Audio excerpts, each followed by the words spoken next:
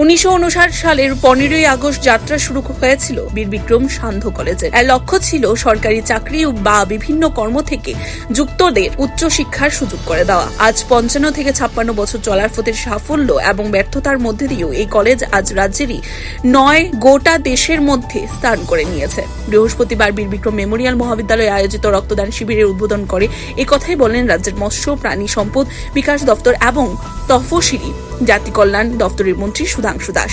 রক্তদান শিবিরে উদ্বোধন করেন। বক্তব্য রাখতে গিয়ে মন্ত্রী আরও বলেন, বিবিএমসি সারা দেশের মধ্যে উল্লেখযোগ্য স্থান করে নিতে পারার পেছনে কৃতিত্ব রয়েছে রাজ্যবাসীর। তিনি আরও বলেন, তার মতে রক্তদান যারা করেন তারা মানুষের জীবন দান করেন, কারণ অন্যান্য দান থেকে এই রক্তদান অনেকটাই ঊর্ধ্বে।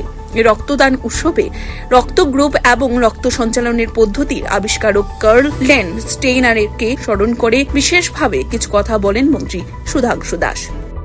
শহরবাসীর কল্যাণে, এই নগরবাসীর কল্যাণে তিনি যেভাবে কাজ করছেন, এটা সত্যি প্রশংসনীয় এবং অকল্পনীয়।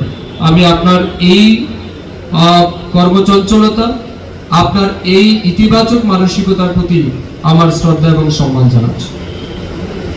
আমরা আজকে জানতে পারলাম এখানে ব্লাড ডোনেশন ক্যাম্প হচ্ছে। এটা ঠিক, এর আগে অনেকেই বলে গেছেন ব্লাড ডোনেশন সম্পর্কে।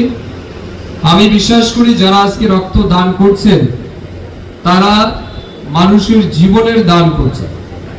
আমরা যদি কাউকে বস্ত্র দান করি, অর্থ দান করি, গো দান করি, জীবনে অনেক দান থাকে, এগুলি সবকিছু কিন্তু টেম্পোরারি, একটা পার্টিকুলার টাইমের জন্য আমরা তাকে আনন্দ দিতে পারি।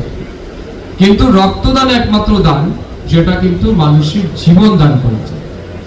তো আমরা যখনই রক্তদানের কথা বলি, আরেকজন ব্যক্তিকে স্মরণ না করলেই নয়, যিনি আমাদের ভারতবর্ষের মানুষকে রক্তের যে transmission from one body to another body, এটা যিনি ইনভেন্ট করেছিলেন, আবিষ্কার করেছিলেন, তিনি হচ্ছেন আমেরিকান বিশিষ্ট বিজ্ঞানী এবং ডক্টর কার্ল ল্যান্ডস্টেইনার।